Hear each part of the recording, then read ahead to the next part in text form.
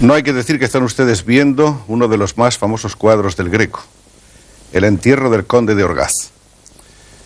Inspirándose en este cuadro, Manuel Mujica Laínez, uno de los grandes narradores latinoamericanos, uno de los clásicos de las letras argentinas, escribió un libro denominado El laberinto y publicado en el año 1974, que es la autobiografía de ese niño que ven ustedes ahí, Ginés de Silva, niño pintado por el Greco, y donde se reproduce y se reconstruye con una fidelidad minuciosa toda la época, en un libro que, como hemos dicho, se llama El laberinto, que tenemos aquí a nuestro lado cuando estamos dando nuestra bienvenida al señor Mujica Laínez, con el que nos complace muchísimo tener la oportunidad de conversar ahora.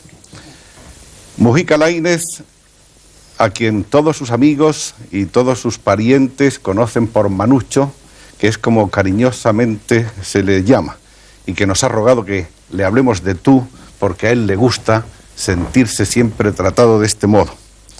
Se ha dicho de Mujica Laínez que es el hombre que posee una de las prosas más refinadas, en las que alternan y aparecen elementos que pudiéramos denominar clásicos dentro de su estilo, que son la ironía, la ternura, el poder de evocación, una erudición o sabiduría que jamás pesa, un análisis profundo de los sentimientos y una rara convivencia de la realidad con la fantasía y sobre todo con el mundo de lo sobrenatural. La familia de Manuel Mujica Laínez es una familia de ilustre linaje, entroncada con los notables de la Argentina e incluso con el fundador de Buenos Aires. Si no estamos mal informados, el padre de Manucho, que fue Manucho antes que él, era abogado y ministro de gobierno en la provincia de Buenos Aires. La familia de los Mujica era una familia de ricos terratenientes que poseían grandes cantidades de campos, de terrenos, de saladeros. Que perdieron. Que fueron perdiendo, como parece ser el sino de todos los ricos de otro tiempo. Bueno. En cuanto a la madre, de familia no menos ilustre, era una dama de extraordinaria ironía, sensibilidad y agudeza, de la que heredó, un poco también como de su abuela, el bagaje cultural de la estirpe y la afición por las letras. Eran dos familias muy distintas. Mi familia, las dos están ahí desde el tiempo de nuestros virreyes. Mi familia paterna es una familia, como ha dicho usted, sí, de terratenientes, es decir, de gente que tuvo mucho que ver con el campo, con los saladeros, con todo eso. Muy, muy argentina, de origen vasco, por supuesto. Y la familia de Laínez, en cambio, es una familia muy ciudadana y muy dada a las letras, y en que ha habido muchos coleccionistas y gente vinculada con el arte y demás. Yo soy el resultado de esas dos familias, las cuales ambas perdieron todo, menos eso que usted ha tenido el buen gusto de llamar el ingenio. Todo lo demás se ha ido y se ha ido. Lo que yo he escrito es precisamente sobre eso, sobre lo que se fue, sobre lo que se nos fue. Hay una cosa que debemos de ponernos de acuerdo a partir de este momento, y es que... si nos decimos de tú. Si nos decimos de tú, no nos decimos de usted. Bueno, tú nos dices de tú y yo te contesto de tú. Bueno, de acuerdo, muchas gracias.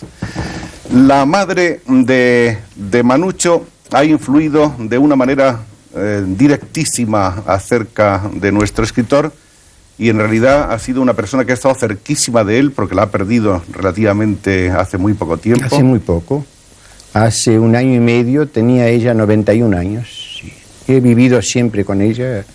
Aún casados, siempre seguimos viviendo juntos. Creo que una de las cosas que contaba Manucho en sus primeros libros o en confesiones a periodistas era que uno de los recuerdos infantiles que tenía era el centelleo de los anillos de la madre. ¿Has leído eso, eh? Sí. Qué astuto eres. En verdad, el primer recuerdo que yo tengo de infancia en mi casa natal es ese. Es el brillo de las sortijas de mi madre, que eran muy grandes, como se usaban entonces. Yo nací el año 1910. Ese es uno de los recuerdos. Y el otro es el color de las glicinas. Había en esa casa una enredadera de glicinas. Y yo, que dejé esa casa cuando tenía menos de 2 años, recuerdo, sí, ese brillo lila en la pared y recuerdo el brillo de las sortijas de mi madre alrededor mío. Eso es lo primero que yo conservo en la memoria. Las mujeres de la familia han estado siempre muy cerca de él, y no solamente la abuela y la madre, sino que también había 3 tías. Mis tías, eran cuatro.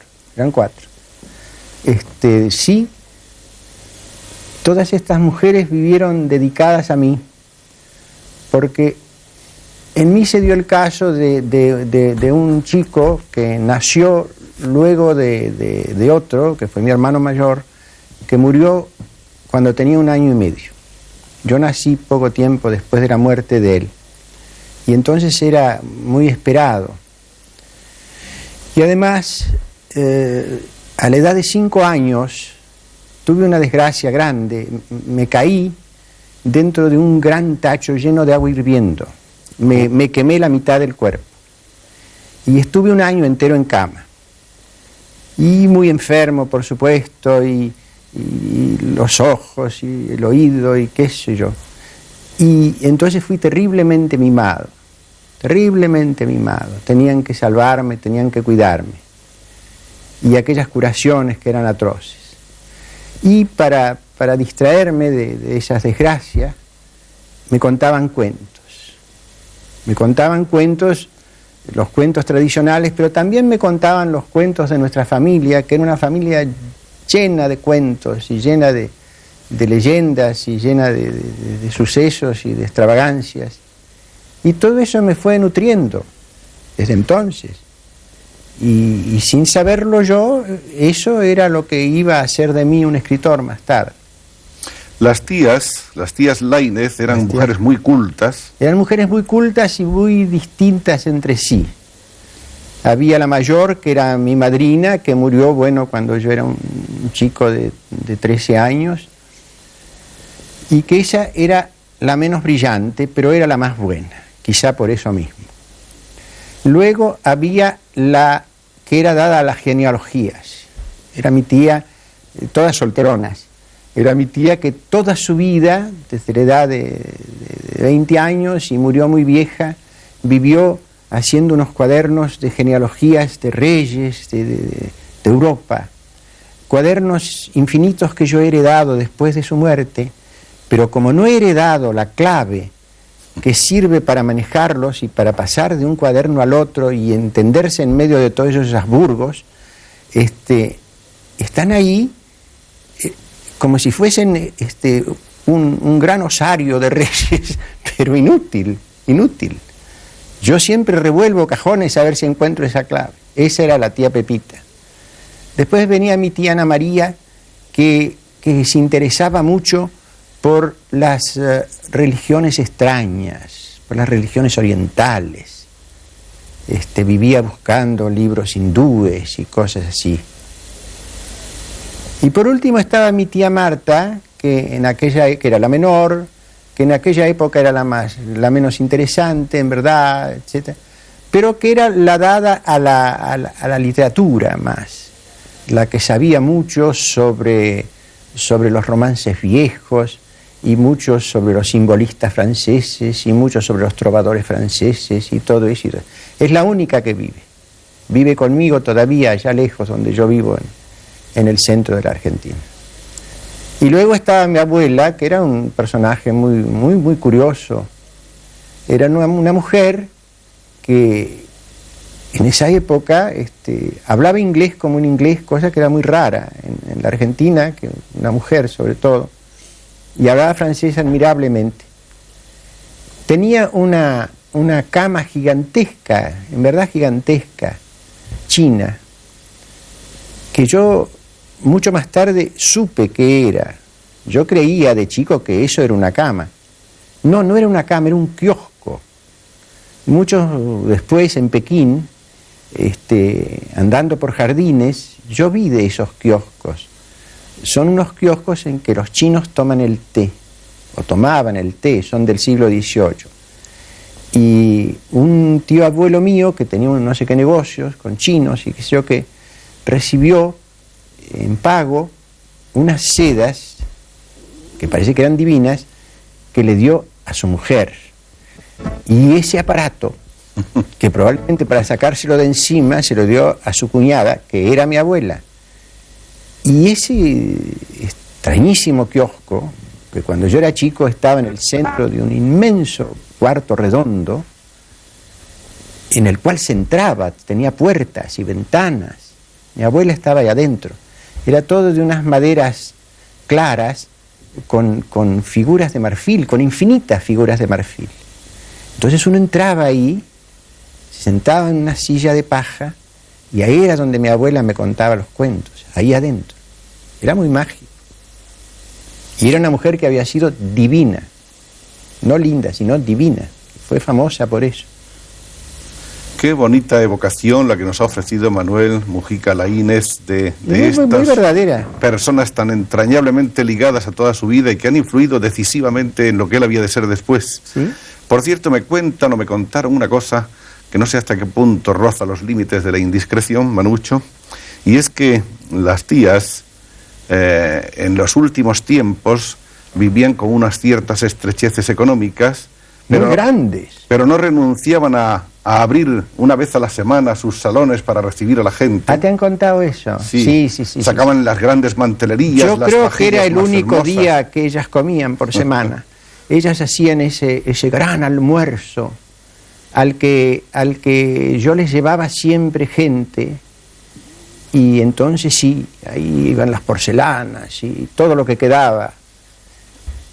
Y como yo tenía mucho que ver con el periodismo y todo eso, conocía a la gente que pasaba por Buenos Aires y se los llevaba. Y entonces, invariablemente, una vez por semana había ese almuerzo verdaderamente triunfal de las tías. Y luego el resto de la semana desaparecían. Yo creo que comían en la cama. Así, una cosa así. Eran unas mujeres admirables. Aparte de ese recuerdo de la quemadura producida jugando en la terraza al caer sobre el agua hirviendo, creo que hay un recuerdo parecido, pero a la inversa, que es el de que para que perdiera el miedo al agua, lo ataron una vez con una soga por la cintura y lo dejaron caer en una piscina de agua helada. Sí. ¿Dónde has leído? Ah, eso está en Cecil. En Cecil está. Eso está en Cecil, que es un libro traidor. Del que hablaremos después. Sí. Yo, mi padre deseaba mucho que yo supiera nadar. Entonces, cuando me llevaban a Mar del Plata, que es nuestra gran playa, etcétera, de muy niño, de chico de 6 años, así, me llevaban a una piscina donde había un hombre que nos enseñaba, pero no aprendíamos nada. Eso enfureció a mi padre.